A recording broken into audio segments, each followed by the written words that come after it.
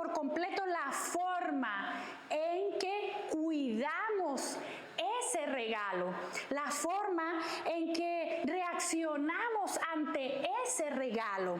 Sin embargo, hermanos, hay un peligro muy grande en la vida del ser humano, y es el peligro de acostumbrarnos a lo valioso hasta que lo convertimos en algo común, en algo que ya nos familiarizamos con eso, ya no le damos el valor que realmente tiene. Ahora pensemos en esto. La primera vez que un niño, tal vez de 10 años, mira el mar, no lo conoce, o tal vez nosotros mismos, muchos no conocen el mar ya de cierta edad, de una edad adulta, ¿sí?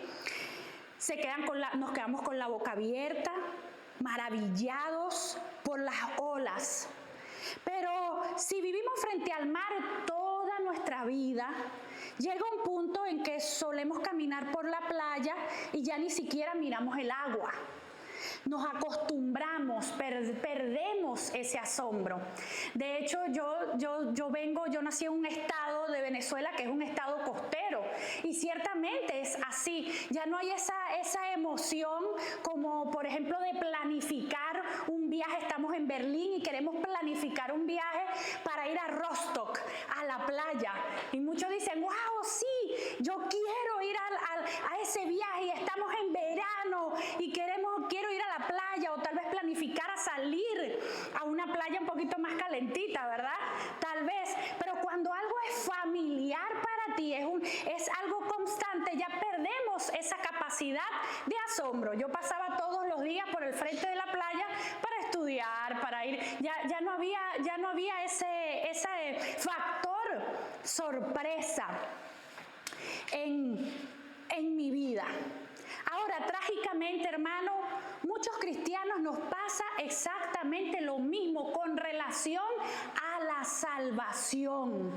Nos hemos acostumbrado tanto a escuchar que Jesús nos ama. ¿Cuántas veces no hemos escuchado esto?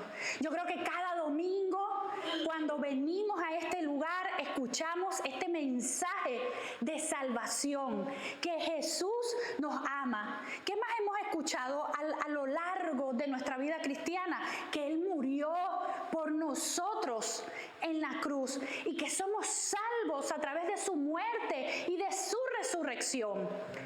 Amén.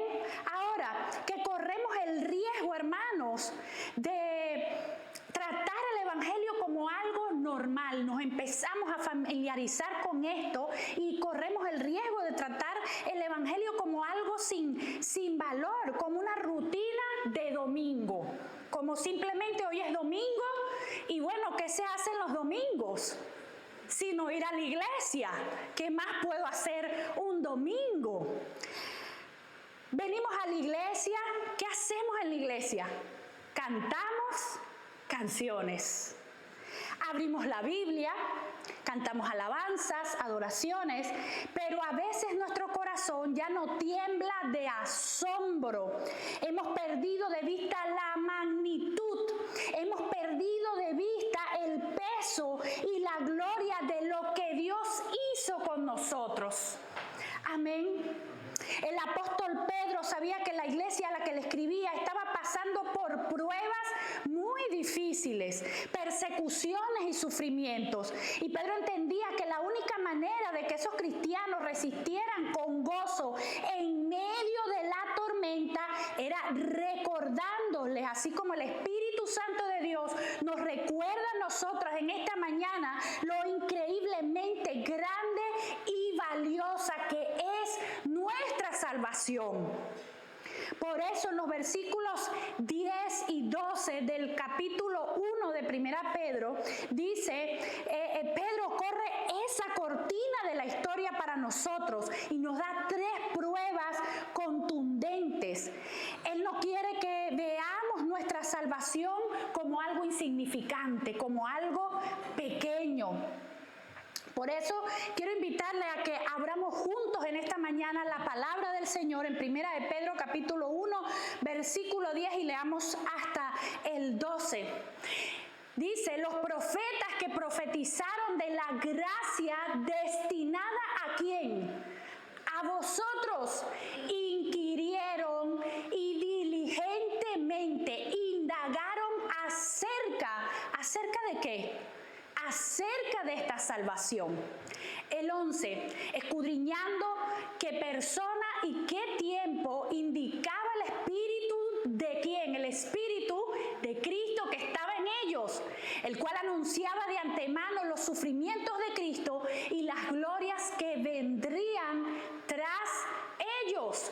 A esto se les reveló que no para sí mismos, sino para nosotros administraban las cosas que ahora os son anunciadas por los que os han predicado el Evangelio por el Espíritu Santo enviado del cielo, cosas en las cuales anhelan mirar los ángeles. Amén.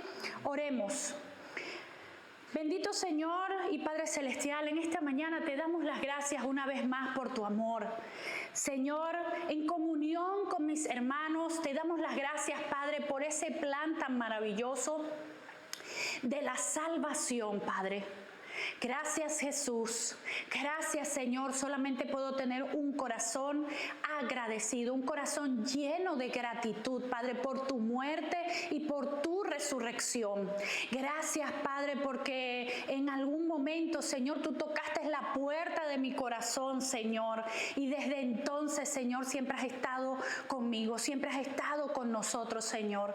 Gracias, Jesús. Te pido en esta mañana que yo pueda, Señor, hablar tu palabra con denuedo, hablar tu palabra con solicitud, Señor, y que tu palabra sea sembrada, Padre, en nuestros corazones y pueda dar fruto al 100%, siendo oidores hacedores y no oidores olvidadizos de tu palabra, Señor. Gracias, Padre, te damos. Amén y amén. Hermanos, por eso el mensaje del Espíritu Santo para nosotros esta mañana es muy claro, que todo creyente puede valorar la grandeza de su salvación al considerar tres evidencias de la revelación divina acerca de ella. Hoy Dios nos llama a recuperar ese asombro. Hoy vamos a mirar desde la perspectiva de los profetas, vamos a mirar el diseño perfecto del Espíritu Santo y vamos a ver, a tener una vista más amplia de la reacción de los ángeles, con un solo objetivo: que salgamos de aquí diciendo: Señor, gracias por el regalo que me diste en la cruz. Es el tesoro más grande que he podido tener, que he podido recibir. Es el regalo más hermoso y valioso que alguna vez he tenido en mi vida. Así que, hermanos, esa primera evidencia es del esfuerzo de los profetas, quienes investigaron e indagaron con profunda intensidad. Yo quiero que usted preste totalmente atención a esto. ¿Qué hicieron los profetas con este mensaje? Abramos nuestro corazón en esta mañana para poder entender esto, y oro para que sea su Espíritu Santo que revele esta palabra a nuestro corazón y a nuestra vida. ¿Cómo sabemos si algo es verdaderamente valioso o si es algo simplemente barato o una baratija?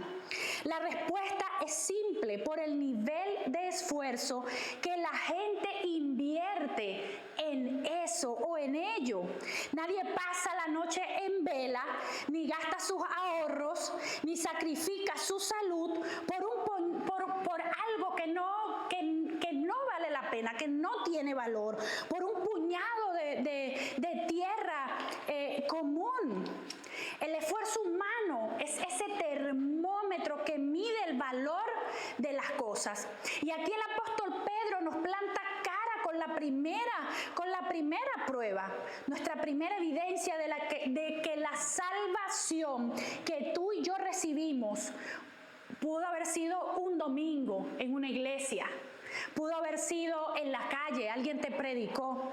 No importa en qué lugar haya ocurrido este importante acontecimiento.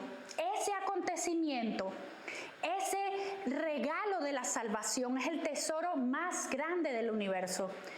¿Y cuál es esa evidencia, hermanos? ¿Cuál es la evidencia del valor de lo que es la salvación? El esfuerzo extenuante, apasionado y reverente que los profetas del Antiguo Testamento pusieron en esto. Hagamos una pausa en este momento muy importante. No podemos cometer el error de pensar que los profetas eran súper sabios, que descubrieron la salvación por su propio intelecto, porque eran una gente muy inteligente y por eso descubrieron la salvación, o meramente por pura investigación humana. No podemos pensar eso, hermanos. Ellos no inventaron el mensaje. El texto que acabamos de leer dice claramente que ellos profetizaron de la gracia destinada a vosotros. Lo acabamos de leer en el versículo 10. Esto significa que ellos recibieron una revelación. ¿De dónde salió esta revelación? ¿De dónde? Ellos reciben esta revelación de parte de Dios. Recibieron una revelación directa, soberana y sobrenatural de parte de Dios. Dios abrió los cielos y les sopló al oído cuál era su plan. ¿Cuál era el plan que él tenía? Ellos no originaron el mensaje, lo recibieron de parte de Dios. Pero aquí es donde, hermanos, viene algo bien potente que queremos exponer en esta mañana. Pensemos en esto.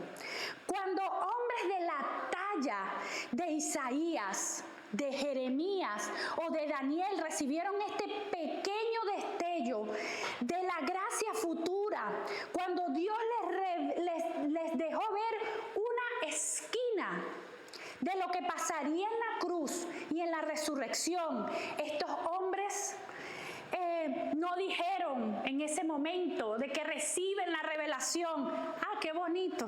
Qué bonito detalle de parte de Dios. Qué lindo es Dios que nos dio este bonito detalle. Ahora guardemos los pergaminos. Ya recibimos el mensaje, Señor, gracias. Ya sabemos cuál es el mensaje.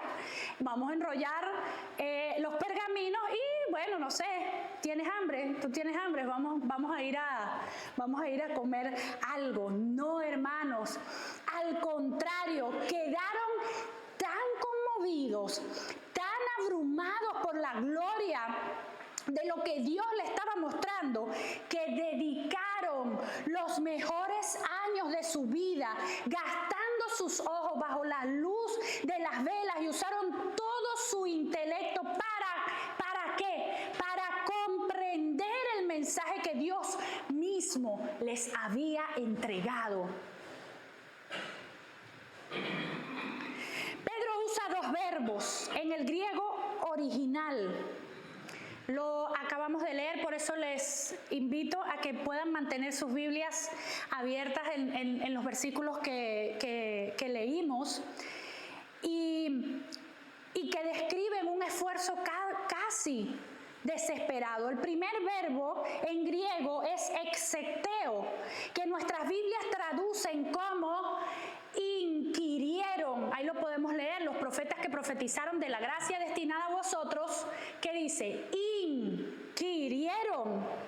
En el mundo antiguo esta palabra no solo era buscar, no solamente significaba buscar, significaba buscar algo con una demanda intensa, buscarlo con intensidad, meterse de lleno con el deseo ardiente por encontrar una respuesta, exprimir cada palabra hasta que diera fruto.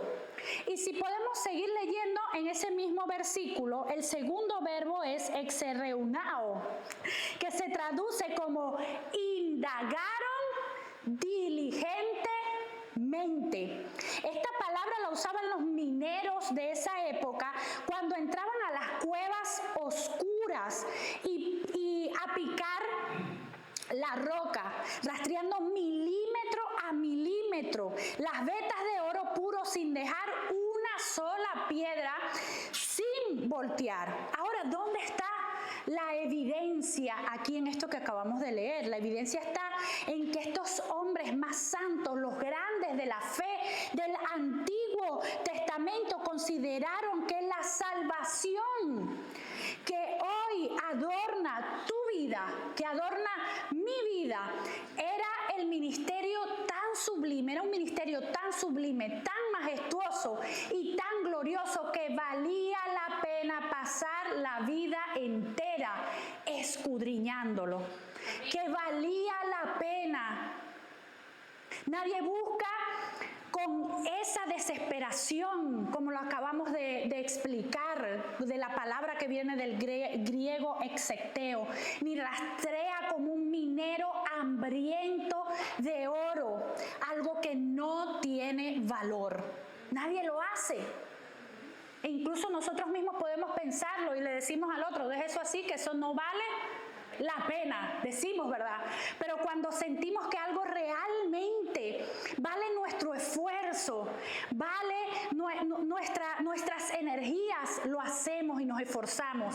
Cuando mi hijo se enferma en la madrugada, yo no digo, bueno, no importa, que en la mañana veo, no, porque mi hijo vale la pena, vale ese esfuerzo, y paso toda la noche en vela, cuidándolo, dándole medicamento, viendo qué puedo hacer para que él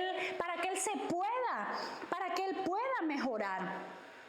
El sudor espiritual y el desgaste mental de los profetas sobre los rollos de las Escrituras es la evidencia histórica que nos grita hoy en la cara: iglesia, valora lo que tienes, porque lo que has recibido costó siglos de suspiro, de lágrimas de los siervos de Dios.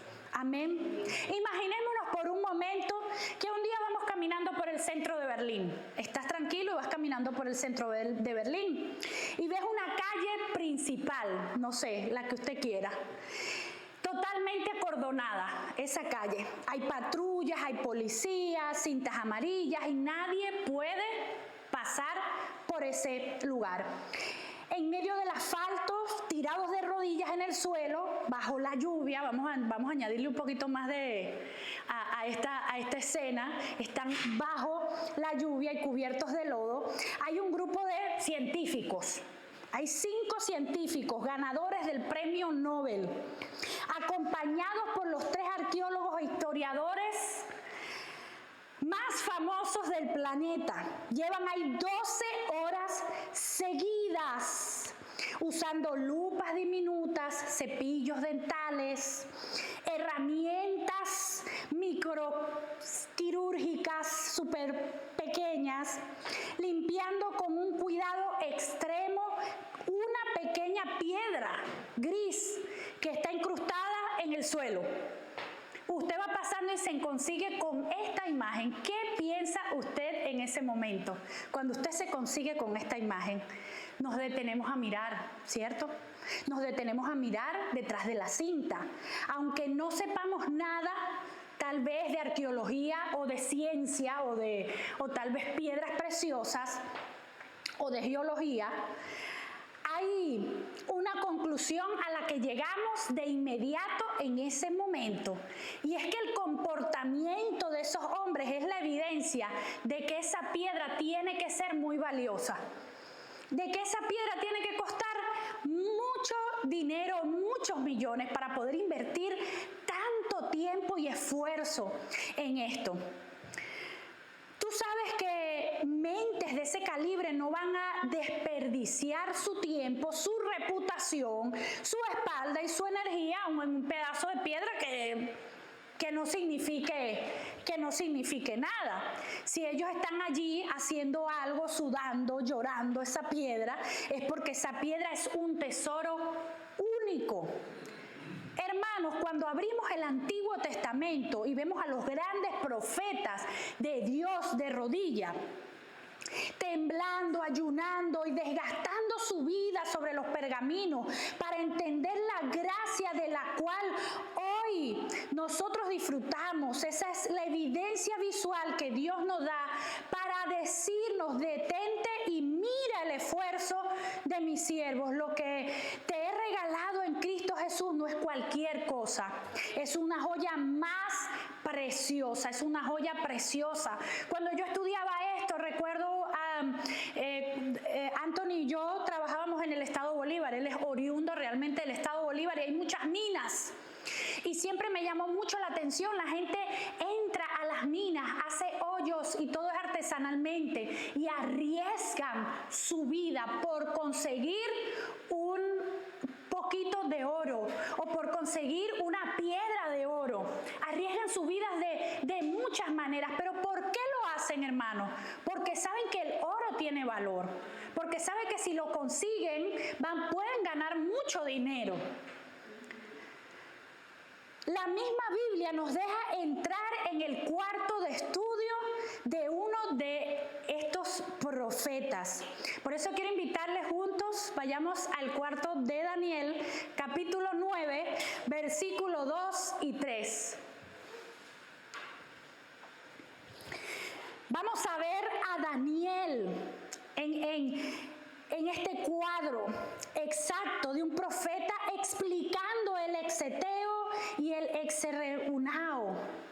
Dice: en el año primero de su reino, yo, Daniel, miré atentamente en los libros el número de los años de que habló Jehová al profeta Jeremías, que habían de cumplirse las desolaciones de Jerusalén en 70 años. Y volví mi rostro a Dios, el Señor, buscándole en oración y ruego. ¿En qué más? En ayuno, silicio y cenizas. Miren esto, hermanos. Daniel era un gobernador. Lo que hemos podido leer el libro de Daniel, un hombre como tal era gobernador y es una persona que está en un alto cargo de este rango, es una persona muy ocupada. Él no inventó la profecía, era la palabra que Jehová ya le había dado. ¿A quién? Esa palabra se había dado. ¿A quién le había dado ya el Señor esa palabra? A Jeremías. Pero la evidencia de cuánto valoraba la revelación divina es que se despojó de sus ropas reales. Esto lo hizo Daniel. ¿Se vistió de qué? Se vistió de silicio, se cubrió de ceniza y se entregó en ayuno y al estudio atento, doblando sus rodillas para que Dios le permitiera entender el misterio de su gracia. Los profetas no eran indiferentes, trataban la palabra de Dios con temor y con temblor.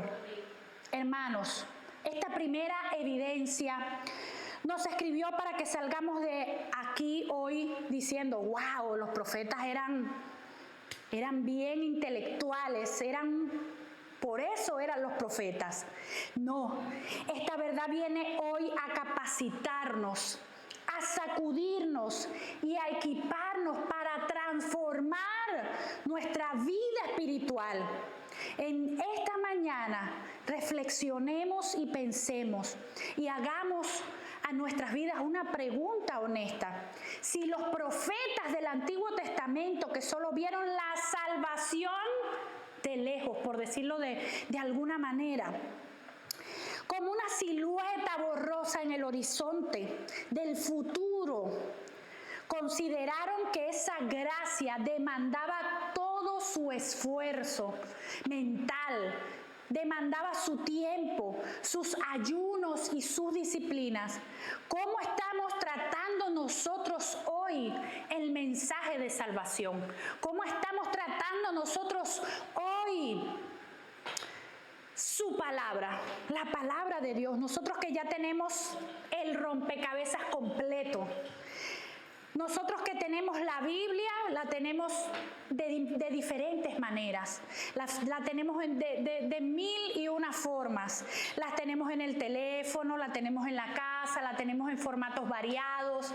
Yo recuerdo en mi casa había muchos libros sobre diferentes versiones de la palabra, y eran muchos libros así, eran varios libros, pero ahora podemos descargarlo cómodamente también en nuestros celulares, y todas esas versiones las podemos tener a disposición en nuestros teléfonos. Ahora, sabemos que el velo se rasgó, que Jesús murió, resucitó y que su espíritu habita en nosotros. Esta evidencia, hermano, busca hoy habilitarnos para romper de una vez por todas con toda flojera espiritual, con la apatía y con la superficialidad. Nos capacita para dejar de ser cristianos de 5 minutos de lectura antes de dormir, solo para cumplir tal vez con una meta o para cumplir una cuota religiosa. Esta evidencia nos equipa para que el día de mañana, cuando abramos nuestra Biblia, la miremos con asombro y digamos: Señor, perdónanos por tratar con ligereza tu palabra, por tratar con ligereza el mensaje de la salvación, sabiendo que estos grandes hombres de la historia desearon estar en nuestro lugar, investigando con lágrimas lo que hoy nosotros podemos leer con libertad. Habilitémonos hoy, iglesia, para buscar a Dios con la misma intensidad con que los profetas excavaron el tesoro de nuestra salvación. Amén. La segunda evidencia es del mensaje del Espíritu, quien anunció de antemano la obra redentora de Cristo mediante sus sufrimientos y su gloria. Hermanos, sigamos avanzando en este hermoso pasaje, en este hermoso escalón, segundo escalón. Si tú y yo queremos demostrarle a alguien que un evento histórico fue planificado, por ejemplo, al milímetro por una mente superior, no nos limitemos a decir: esto pasó porque sí. A veces yo le pregunto a mi hijo, le digo: ¿cómo tú aprendiste eso? ¿De dónde tú aprendiste eso? Y cuando los que tenemos niños pequeños, sabemos que los niños pequeños siempre dicen que lo aprendieron solos. Siempre dicen cosas, hay cosas muy elaboradas que por supuesto ellos tuvieron que haberlas visto, pero casi siempre responden que ellos aprendieron solo a hacerlo. Ahora, basándonos en este ejemplo, supongamos que le muestras los planos originales, los diseños de ingeniería y las especificaciones exactas que fueron escritas cientos de años antes de que se pusiera la primera piedra. La precisión en el diseño es la prueba de que hay una mente maestra detrás de todo esto. Pues bien, hermanos, la segunda evidencia, la segunda prueba de lo inmensa que es nuestra salvación, la encontramos en el contenido y el origen del mensaje que los profetas predicaban. El apóstol Pedro nos deja ver un detalle en el versículo 11. Allí, si usted tiene su Biblia abierta, vayamos nuevamente al versículo 11. Escudriñando qué persona y qué tiempo indicaba el Espíritu de Cristo que estaba en ellos, el cual anunciaba de antemano los sufrimientos de Cristo y las glorias que vendrían tras ellos. En este versículo 11, que nos debería dar... deberíamos de mirar este versículo con reverencia. Nos dice que lo que guiaba a estos hombres era el Espíritu de Cristo, que estaba ¿dónde? En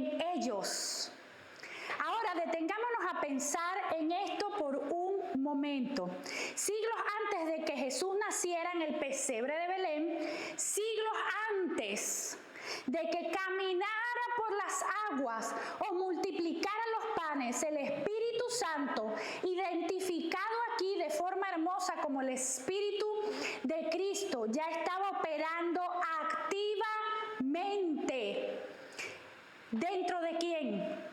De Isaías, de los profetas, dentro de Isaías, de Jeremías, de Miquea, sintonizando sus mentes y sus plumas con el corazón de Dios.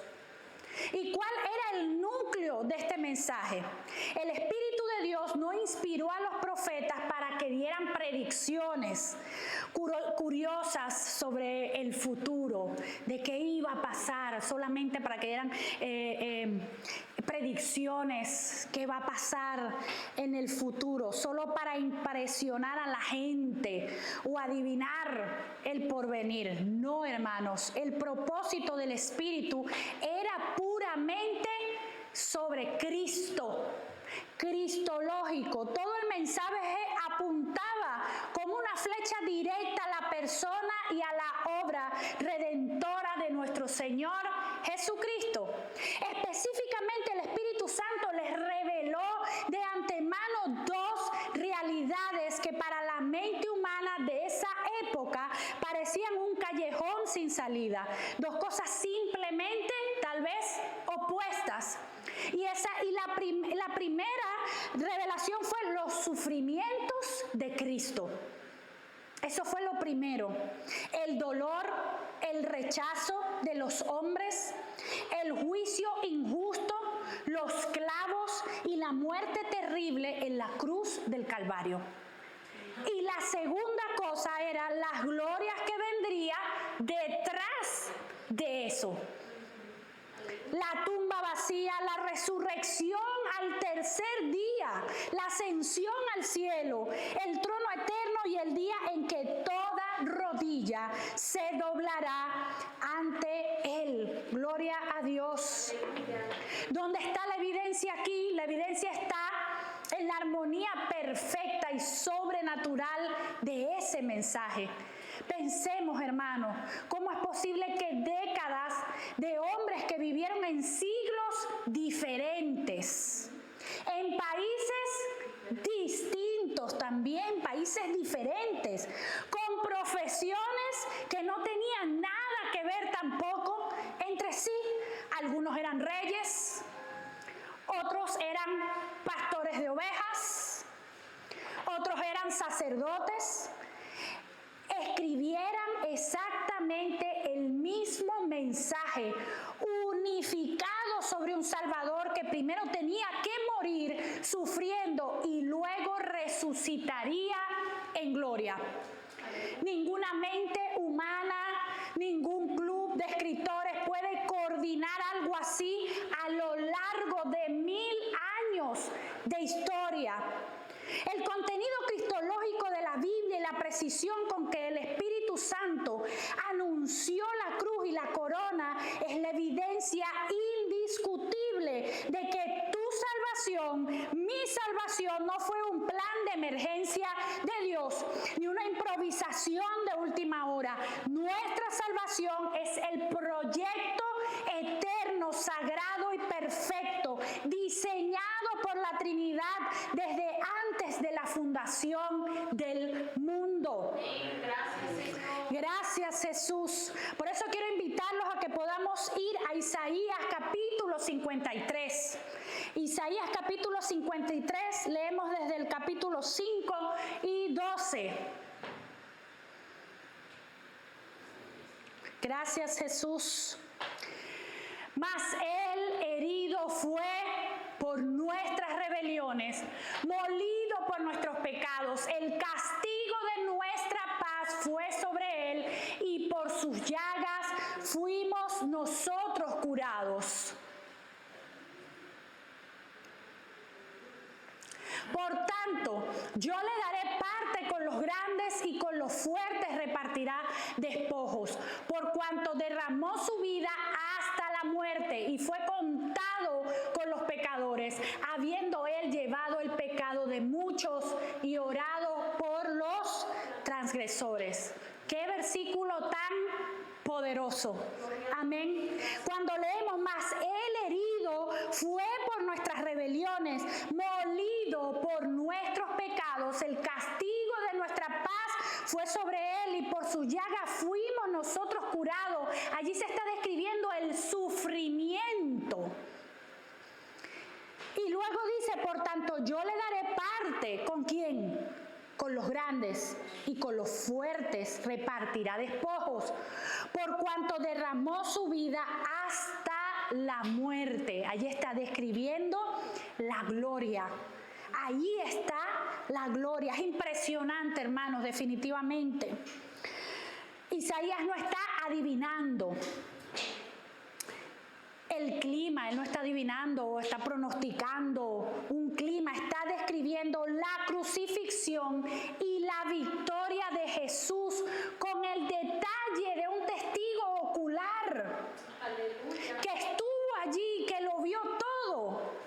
Eso es la evidencia del mensaje del Espíritu. ¿Quién más puede revelar esto? Aleluya. ¿Quién más lo puede revelar con tanta precisión y con tanta exactitud? Hermanos, una vez más, esta es la evidencia del mensaje que fue revelado a los profetas a través del Espíritu. Santo. De manera, hermanos, que esta segunda evidencia nos capacita, nos equipa y nos transforma el día de hoy.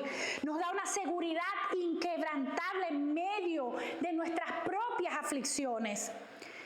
Recordemos por un momento el contexto de la carta, de esta carta. El apóstol Pedro les está escribiendo a cristianos que estaban que estaban pasándola muy mal, estaban sufriendo persecución, estaban siendo señaladas, estaban sufriendo, pero no por cualquier cosa, lo estaban haciendo a causa de su fe. Y Pedro no les dice, no pasa nada, quédense tranquilos, todo bajo control, sonrían. No, Pedro les habilita y les dice, miren el mensaje del Espíritu, miren a Jesús en el mapa que Dios diseñó para su Hijo. El camino incluyó primero los sufrimientos y después la gloria. Amén.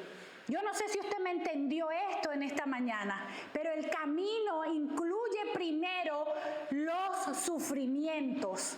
Amén. Y después la gloria. Amén. Gracias, Señor. Esta evidencia, hermano, nos capacita a ti y a mí para entender nuestro caminar diario con Dios. Amén. Cuando pasemos por valles de sufrimiento, cuando pasemos por valles de lágrimas, cuando de pronto azote una enfermedad, cuando sintamos el peso de la prueba o el dolor en tu casa, en tu familia, no cometamos el error de pensar que Dios nos abandonó, que su plan fracasó, que vas o que vamos a la deriva. Al contrario, esta verdad nos enseña que en la escuela del reino la cruz va antes de la corona. El sufrimiento es el camino que nos prepara para la gloria.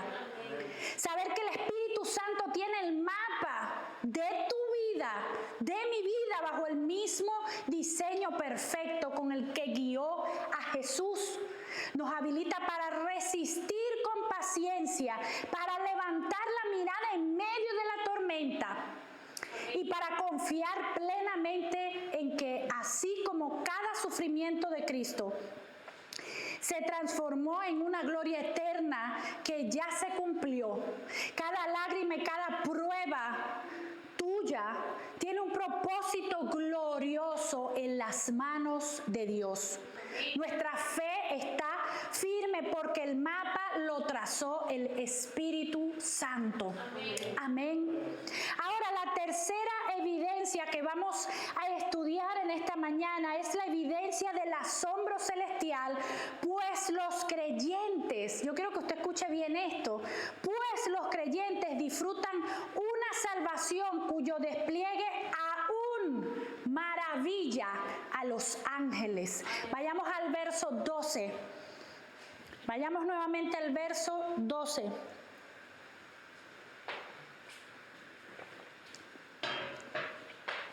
Dice, a estos se les reveló que no para sí mismos, sino para nosotros administraban las cosas que ahora os son anunciadas por los que os han predicado el Evangelio, por el Espíritu Santo enviado del cielo. Cosas en las cuales anhelan que mirar los ángeles. Hermanos, hemos llegado en estos versículos a una etapa cumbre, a una etapa bien alta. Y Pedro nos guarda esta sorpresa hasta el final. Si tú quieres saber cuán exclusivo, lujoso e importante es un evento, no miras solo el precio de la entrada. Mira quiénes están en la lista esperando, deseando entrar y mirar. La lista hay una lista bien importante. Si los seres más VIP del mundo están haciendo fila afuera del auditorio queriendo ver lo que pasa adentro, tú sabes que lo que ocurre adentro es algo espectacular, ¿no? Es algo sin precedentes. Pues bien, esta tercera prueba, nuestra tercera evidencia de la incalculable magnitud de nuestra salvación, no está en la tierra, está en el cielo. Está en la reacción de los mismos ángeles de Dios. El apóstol Pedro cierra el versículo 12 con una frase que nos debería dejar sin aliento. Dice, cosas en las cuales anhelan mirar los ángeles. Que los ángeles ignoraron, no es que los ángeles ignoran por completo el plan de la salvación o que Dios les esconde el secreto a los ángeles. No le digan nada a los ángeles. Los ángeles no pueden saber nada. No, hermanos, los ángeles conocen a Dios. Vieron la creación y sabían que Jesús vendría.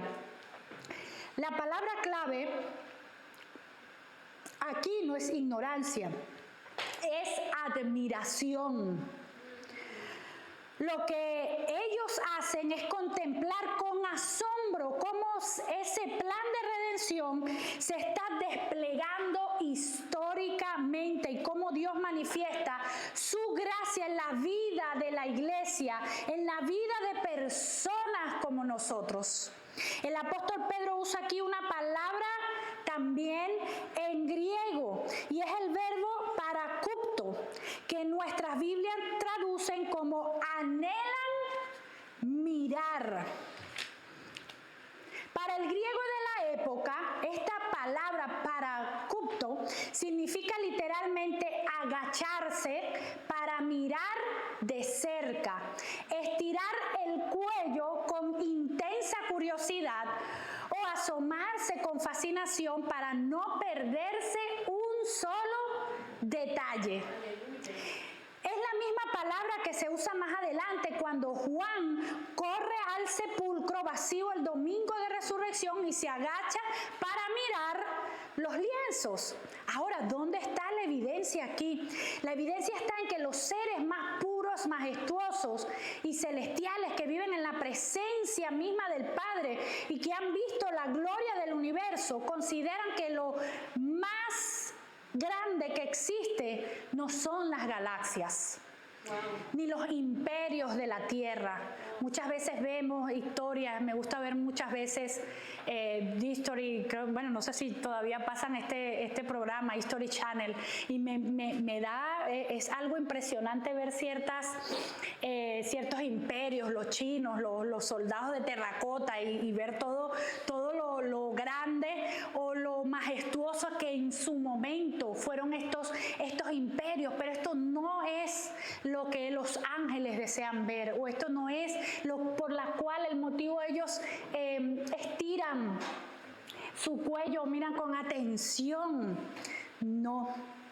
es que viven en la presencia misma del Padre, que han visto esto, esto no es lo que ellos les llama la atención. Consideran que lo más fascinante que existe no es nada de esto, hermano, que tal vez a nosotros nos puede causar admiración o nos puede causar impresión. Ellos se agachan hacia la tierra maravillados al ver cómo un pecador es perdonado, limpiado y transformado por la sangre de Jesús. Si los ángeles del cielo consideran que nuestra salvación es el espectáculo más grande y más maravilloso, ¿cómo nos atrevemos nosotros a tratarlo como algo común? Como algo va perdiendo, nos vamos familiarizando y viene en nuestras vidas algo de familiaridad y no le damos la importancia que realmente tiene. El asombro celestial es la prueba, reina, de que lo que tú y yo tenemos en Cristo es un privilegio glorioso. Amén. Es un privilegio hermoso. Gracias, Jesús. Yo creo que vayamos juntos a Efesios capítulo 3, versículo 10. Efesios capítulo 3, versículo 10.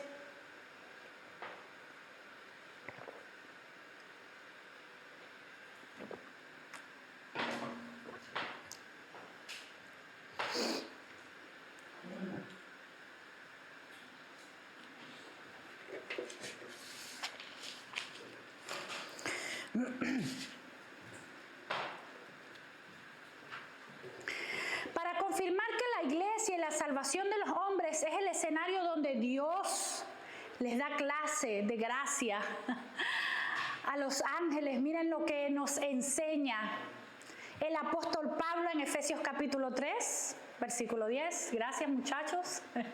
Para que la multiforme sabiduría de Dios sea ahora dada a conocer por medio de la iglesia a los principados y potestades en lugares celestiales. Es impresionante, iglesia. El texto dice que los ángeles se sientan a mirar a la iglesia para aprender cuán profunda, sabia y hermosa es la gracia de Dios.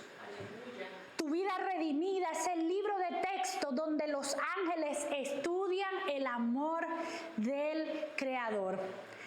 Hermanos, al entender esta tercera evidencia, el Señor quiere capacitarnos, nos equipa a una vida de profunda adoración y gratitud y responsabilidad espiritual. Esta verdad nos habilita hoy para destruir el desánimo de nuestras vidas, la baja autoestima espiritual, la baja energía espiritual. A veces el mundo te hace sentir o nos hace sentir insignificantes. El enemigo nos dice que no valemos nada. ¿Cuántas veces no escuchamos esta voz que nos dice que no tenemos valor, que no valemos nada? O nuestros propios problemas nos ahuyentan o nos hunden, pero Dios hoy nos equipa con una identidad de reino, con una identidad celestial. Los ángeles no anhelan mirar una cuenta bancaria de millones, eso no, los ángeles no lo quieren, ellos no anhelan eso, ver tu cuenta y que tu cuenta tiene muchos millones, ni dónde vives. Los ángeles no anhelan ver eso, los palacios de los presidentes. Lo que ellos anhelan mirar es la salvación que disfrutamos hoy. Tenemos el privilegio, hermano, siéntete en esta mañana privilegiado, siéntete, wow, especial, porque lo que tenemos en nuestras manos, hasta los ángeles lo quieren, lo admiran, lo quieren ver. Esto nos desafía a vivir a la altura de nuestro llamado, nos capacita para levantarnos cada mañana diciendo: Señor, Hoy voy a vivir con dignidad. Hoy voy a cuidar mi testimonio. Hoy voy a servirte con gozo, porque la salvación que me has regalado es tan grande que el cielo entero se detiene a contemplar tu obra en mí. Que nuestro corazón se llene de una gratitud renovada y que nuestra vida diaria sea una respuesta de santidad ante una salvación tan maravillosamente grande. A Él sea la gloria por los siglos de los siglos. Amén. Oremos en esta mañana. Bendito Señor y Padre Celestial.